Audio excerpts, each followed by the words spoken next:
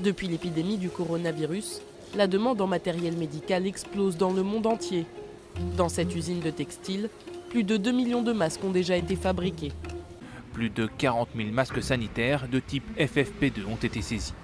Bonjour à tous et bienvenue dans cette vidéo. Youssef El-Khalai, expert en e-commerce et dropshipping. Dans cette vidéo, nous allons traiter du sujet coronavirus et dropshipping parce qu'il y a beaucoup de personnes qui se mettent à vendre des masques type FFP2 ou KN95 pour la norme aux États-Unis et pourquoi c'est une très mauvaise idée de faire ce type de business actuellement parce que nous vivons dans une épidémie en France et une pandémie à l'échelle internationale parce que cela touche également tous les continents de l'Afrique, Amérique du Sud, Amérique du Nord, États-Unis, Australie, etc.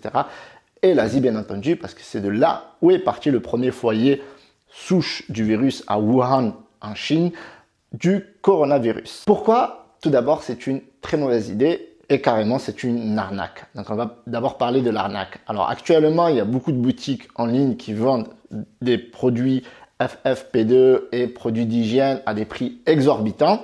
Donc, juste par rapport à ça, c'est une arnaque parce qu'on profite d'une pénurie actuelle pour vendre des produits qui coûteraient à la base moins de 10 euros. On les vend entre 30 et 100 euros.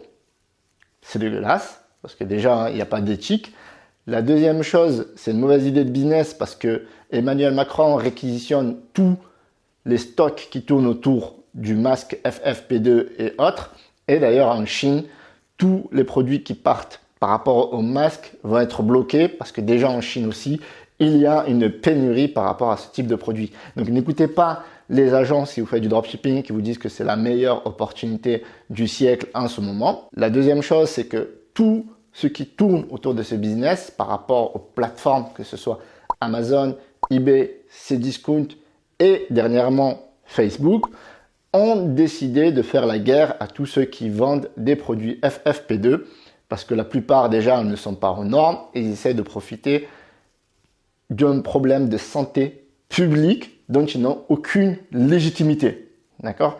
C'est-à-dire que nous, simples commerçants, e-commerçants, dropshippers, appelez-vous comme vous voulez, eh bien, vous ne pouvez pas vendre des produits dont vous ne pouvez pas vous assurer la qualité, la disponibilité, la livraison et surtout les normes, que ce soit les normes FFP2 pour la France, FF ou l'Europe, KN95 pour les États-Unis et bien entendu que les produits sont conformes communauté européenne ainsi que la qualité bien entendu. Parce que imaginez que vous vendez des produits à des personnes qui voudraient se protéger du coronavirus et qui utilisent vos masques et par malchance, eh bien, ils sont infectés ou qu'ils infectent d'autres personnes. Qui va être le responsable selon vous?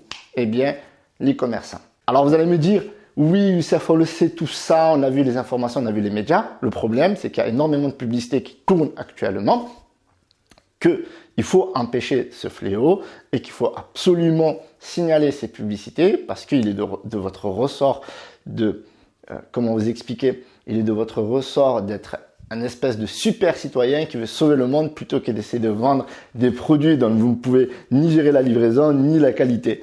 Donc je vous en conjure, si vous voyez des pubs tourner, signalez-les ou prévenez plus ou moins vos proches, vos amis, vos parents de ne pas acheter ces produits-là. Si vous faites la publicité et que vous décidez de lancer dans ce business-là, bien tout le monde va vous barrer la route. Si vous mettez votre stock sur Amazon, votre stock va partir à la poubelle. Sur eBay, le mot coronavirus est interdit. Sur Facebook, votre compte publicitaire va être banni. Et sur Cdiscount, ça va être quasiment la même chose. Au-delà de tout ça, le coronavirus, c'est vraiment une épidémie, vraiment une pandémie, j'aimerais dire, parce que c'est la vérité. Ça touche tout le monde entier, ça touche tous les pays actuellement. Il y a plus de 100 000 personnes en France, il y a plus de 1100 cas, il y a plusieurs dizaines de morts. Il y a quelques semaines, je disais que normalement, en début mars, l'e-commerce à l'international, ça devrait repartir. La Chine aussi estimait qu'ils allaient pouvoir relancer la machine et ce n'est pas le cas. Donc, même si vous voulez vous lancer dans ce business, c'est pas safe parce que vous ne recevrez pas la marchandise. 30% des usines en Chine commencent à reprendre. Donc vous voyez, on est encore loin de la promesse à la normale, étant donné que bien cette épidémie du coronavirus tend à se propager à travers le monde entier et à se développer. D'ailleurs, on le voit en France, ne serait-ce qu'aujourd'hui, il y a le match du Paris Saint-Germain contre Strasbourg qui a été annulée, donc à Strasbourg, étant donné que dans le nord-est, il y a une zone de confinement sur le coronavirus. Donc c'est un sujet qui dépasse tout le monde, ça dépasse la France, ça dépasse Emmanuel Macron, ça dépasse la Chine, ça dépasse l'OMS. Demand is up to 100 times higher than normal and prices are up to 20 times higher.